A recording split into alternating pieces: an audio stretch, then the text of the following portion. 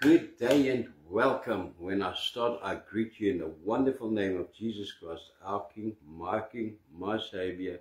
Grace, mercy, and peace from God the Father, the Lord Jesus Christ, and His wonderful Holy Spirit. Amen. Praise the Lord. I am happy. I am excited. I look excited. Why? Do I have a reason? Yes, because the Lord reigns, and I am so fortunate to stand here today to bring you the Word of God. After a terrible week of blindness and everything, and blood pressures and strokes and blood clots and everything, praise the Lord. I am standing here. I can actually see without glasses.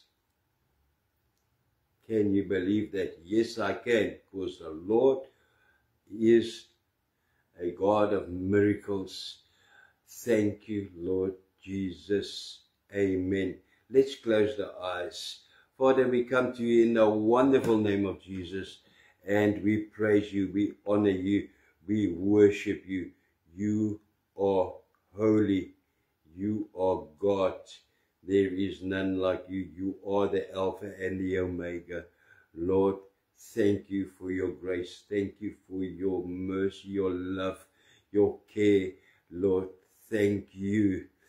We honor you in Jesus' name. Lord, I bring everyone to you who has no hope in this morning. People who are sick, Lord, who has been sick for long. People with problems in their houses, in their families, in their businesses, Lord, no matter in what. I bring everyone to you and ask, I plead for your mercy that we heard last week, Lord, you said is enough, and it is out of your mercy, Lord, flows your love, your care, your healing, salvation, everything. Lord, please be merciful to us. I'll also bring everyone's stars and offerings to you who has been so obedient to your word, Lord. Thank you that it is not our seeds. Every cent in the offerings is your seed. Lord, let it be sown into fertile ground tomorrow that you indicate, and give everyone its harvest. I praise you and I honor you. Speak to us, Lord, in Jesus' name. Amen. Amen and amen. Let's look at the picture. I don't know what went wrong. There was nothing wrong last night on this picture. So that is from last week, the previous week, the part there that came out there.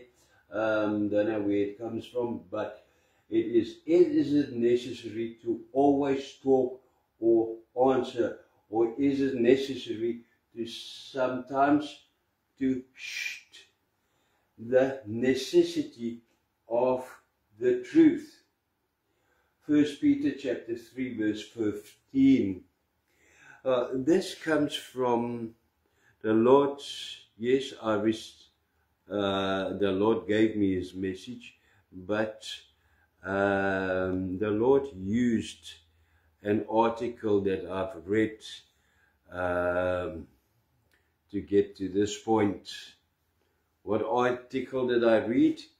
An article about an ex-preacher who has a doctor's degree in theology. And he wrote how somewhere against, listen to it, his will, he ended up in being an atheist. In his own words, which I will now quote, he wrote, I weighed myself and found myself too light. By that time, my eyes were opened for the reality, listen to this, for the reality of contradictions, falsehood, errors, absurdities in the Bible,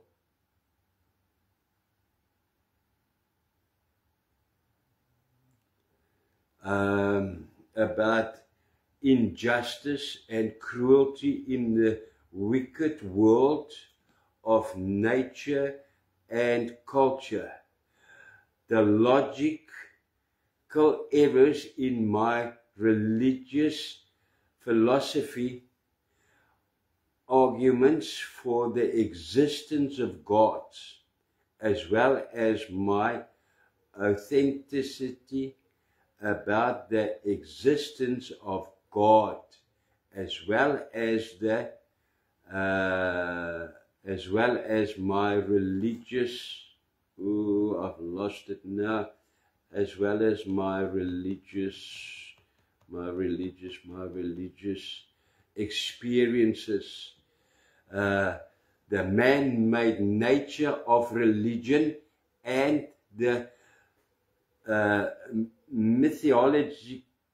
mythological nature of my own faith. That is what he wrote. Now, to start off, it is not that one does not want to or cannot sympathize with this man, and that he feels that he has lost his faith. That is very sad. It is sad even more that no one has carried out the biblical command to answer his questions. Where is that? In 1 Peter chapter 3 verse 15, God commands,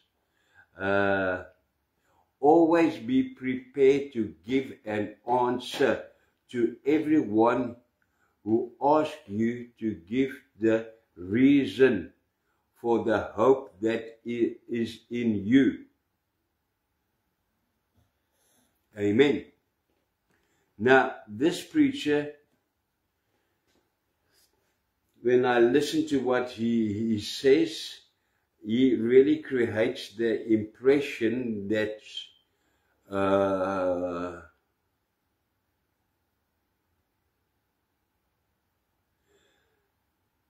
a lot of truth distorts into falsehood, and falsehood peddled for the truth. There's a lot of falseness, and then it is preached as the truth, which is also true. There are many things that people say that it works this way or that way, or this is what God says, and it is not. It is their own idea, their own perception. So there is some truth in that. But this shows me once again why it is a serious order from God to be always ready to answer, as it strengthens people with questions, and he did not have anyone who could answer him with the truth. To answer with the truth, not in perceptions, but in the truth. Because another perception leads to another falsehood, to another fault, to another error. And it to answer also strengthens people with questions, not to feel that they are even close to the danger of losing their faith. You see, there's no answer, so then they start to believe it is because I don't have faith because of this and this and this and this, and there they go. And it helps Christians to realize that their questions are not the same as skeptical disbelief, as it helps them to know what they believe, hallelujah, and why they believe it. And it gives assurance that Christianity is not based, Mr. Dr. Whoever he is, I can't remember his name now. It gives the insurance that Christianity is not based on contradictions, as he says, or absurdity, or is based on man-made ideas. If only someone could answer with truth, amen, and not with religion, and not with what it says in the book, because that did not help him. He knew exactly what the book says, what it is on paper. To always answer is a godly responsibility that witness to an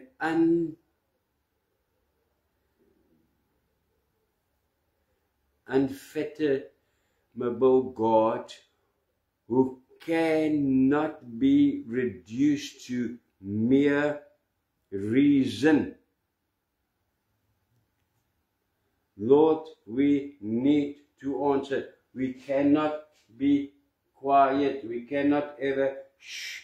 But we need to answer in spirit and in truth. And to be able to answer in spirit and in truth, we need to have a relationship with you. A living relationship where you have the opportunity to speak. Amen. To be always ready to answer is extremely, extremely, extremely necessary. You will agree with me. Especially in this world where Christianity is often viewed with suspicion and hostility. Everyone is watching you, and everyone is waiting, just waiting to say something negative about Christianity, about God, about Jesus. Very, very important, necessary to be able to answer. Yes. There's another thing.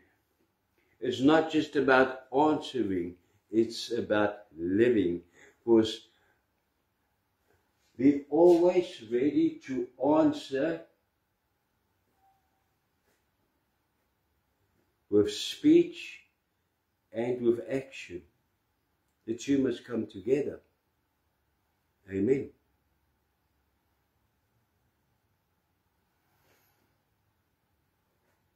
The way Christians live often also put the content of what they think under suspicion.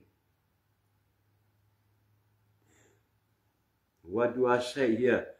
Therefore, it does not help if a seemingly Christian lifestyle is motivated by false thinking.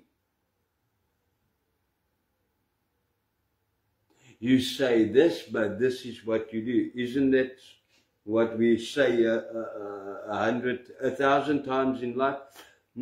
This is what you say, but you act completely different. Exactly the same. If Christians can only learn to reconcile their thoughts and their actions, get them together into a better whole, many perceptions will change about Christianity. And even help. It will even help people who are captured in the strangle of senselessness and the deafness of religion. And they can be helped to get to the point where they can choose to enter into a relationship with the living God. Amen. If only the two will come together. But now this is what you say, this is what you do, this is how you act. The two doesn't come together, and it leads no one to rebirth. In fact, people say, you are a bunch of hypocritical monsters. If that is what Christianity is, I don't want to be a Christian, because what we say and what we do don't come together. Oops, sorry. Now, if that can happen, it still does not mean that, listen to this, that people will accept the Lord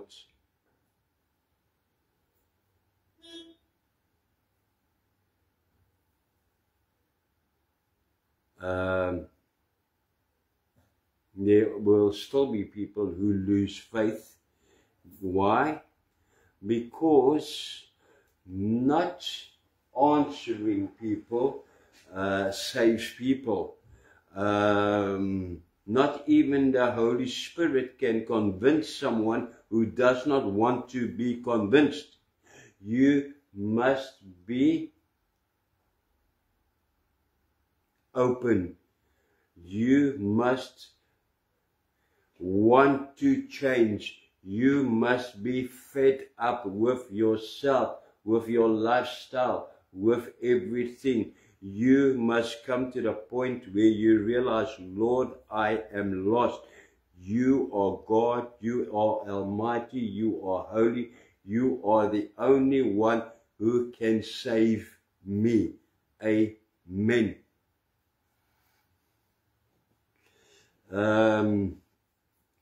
C.S. Lewis once wrote, what is happening to my notes? He once wrote, good philosophy must exist, if for no other reason, because bad philosophy needs to be answered. Lord, there must be bad things so that the good can answer the bad, reply to the bad. Amen. Therefore, it is important to always be ready to give an answer about the hope that is in you. Not the stories, not the verses, not the understandings that's in you, but the living hope that is in you.